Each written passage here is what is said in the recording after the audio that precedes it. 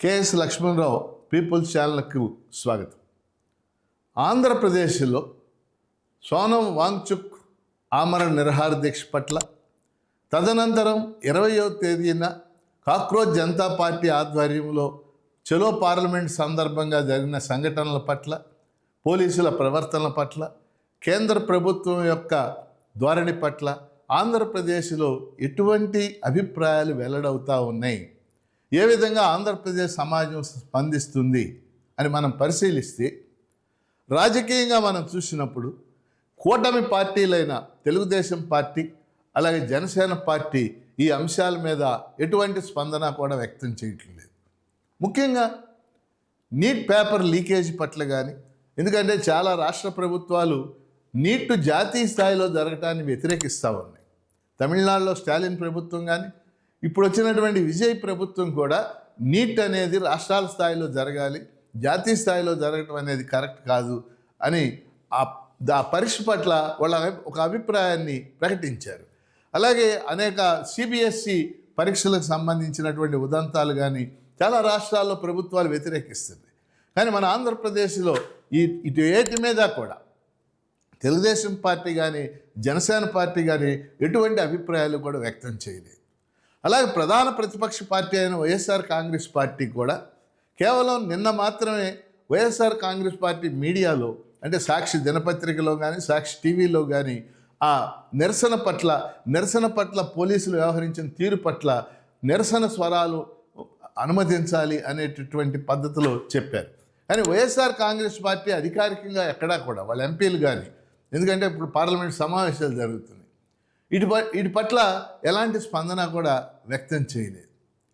అలాగే పౌర సమాజం నుంచి మనం చూసుకున్నప్పుడు ఈ జరిగిన సంఘటనల పట్ల, అనే సోనం వాంగ్చుక్ యొక్క నిరాహార దీక్ష పట్ల కానీ, అలాగే కాక్రోచ్ జనతా పార్టీ ఆధ్వర్యంలో చలో పార్లమెంటుకు పిలిపించిన సందర్భంలో పోలీసుల యొక్క ప్రవర్తన పట్ల కానీ, అనేక మంది గాయపడటం పట్ల కానీ, వీటన్నిటి మీద ఆంధ్రప్రదేశ్ సమాజంలో వామపక్ష పార్టీలు సిపిఐ, సిపిఎం మొదలైనటువంటి పార్టీలు, వాటి ప్రజా సంఘాలు, కొన్ని పౌర సంఘాలు మాత్రం తీవ్రమైన నిరసన వ్యక్తం చేసింది.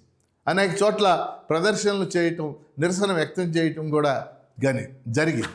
కానీ ఓవరాల్గా చూసినప్పుడు పౌర సమాజం యొక్క స్పందన బలహీనంగా ఉన్నదనేది నాకున్నటువంటి భావన.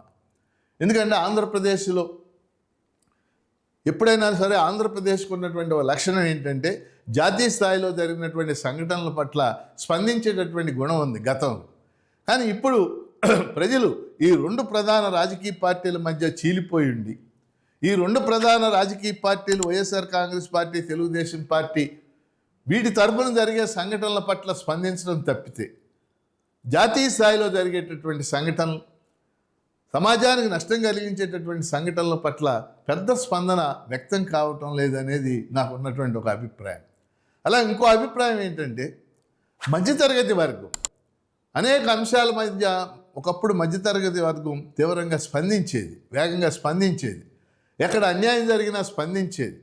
కానీ ఈ రోజున అంతర్జాతీయంగా కానీ జాతీయంగా కానీ ఎక్కడైనా ఏదైనా అన్యాయం జరిగినా దానికి ఇంకేయో కారణాలు చెప్పటం, స్పందించకపోవటం కూడా కొంత కనపడతా ఉంది.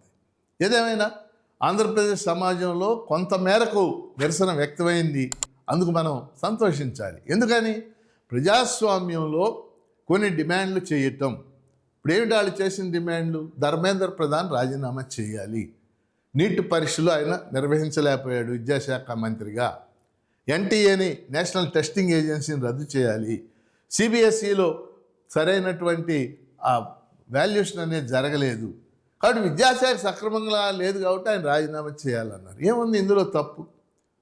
ప్రజాస్వామ్యంలో అనేక డిమాండ్స్ ముందుకు వస్తాయి, వాటి మీద చర్చలు జరపాలి ప్రభుత్వం. మరి కేంద్ర ప్రభుత్వం చర్చలు జరిపిందా? సోనం వాంగ్చుక్ నిరాహార దీక్ష కూర్చుంటే 20 రోజుల పాటు ఏమి చర్చలు జరపలేదు కదా, ప్రతినిధులను పంపలేదు కదా. అదే ఒకప్పుడు 2011లో అన్నా హజారే నిరాహార దీక్ష చేశాడు, జన లోక్పాల్ బిల్లు పెట్టాలి అని చెప్పేసి అవినీతి తగ్గించడానికి. ఆ రోజు మన్మోహన్ సింగ్ ప్రభుత్వం మంత్రులను పంపించింది, చర్చలు జరిపింది, కూర్చోబెట్టింది, దానికి నేషనల్ కార్పొరేట్ మీడియా పెద్ద ఎత్తున ప్రచారం ఇచ్చింది. కానీ ఈరోజు కార్పొరేట్ మీడియా ప్రచారం లేదు, కానీ సోషల్ మీడియా చాలా యాక్టివ్గా ఉంది. ఇటువంటి అన్యాయాల మీద స్పందించాల్సినటువంటి అవసరం ఉంది. ఎందుకంటే అన్యాయం రేపు మన దగ్గరికే రావచ్చు, రేపు మన దగ్గరికే అన్యాయం రావచ్చు, అన్యాయం మనకే జరగవచ్చు. అప్పుడు మనకు స్పందించే వాళ్ళు కావాలి. అందుకని ఇవాళ ఆంధ్రప్రదేశ్ పౌర సమాజం మరింత యాక్టివ్గా పనిచేయాల్సినటువంటి అవసరం ఉంది. అన్యాయాల్ని నిలదీయాల్సినటువంటి అవసరం ఉంది. ముఖ్యంగా ఇవాళ కాక్రోచ్ జనతా పార్టీ వాళ్ళు పెట్టినటువంటి అభిషేక్ దీప్తే కానీ ఇతరులు కానీ పెట్టినటువంటి డిమాండ్లని మనం బలపరచాల్సినటువంటి అవసరం ఉంది. కేంద్ర ప్రభుత్వం స్పందించాలని డిమాండ్ చేయాల్సినటువంటి అవసరం ఉందని చెప్పేసి తెలియచేస్తూ కేఎస్ లక్ష్మణరావు వీడియోల్ని వీక్షించండి, ఈ ఛానల్ని సబ్స్క్రైబ్ చేయండి. మీ అందరికీ ధన్యవాదాలు.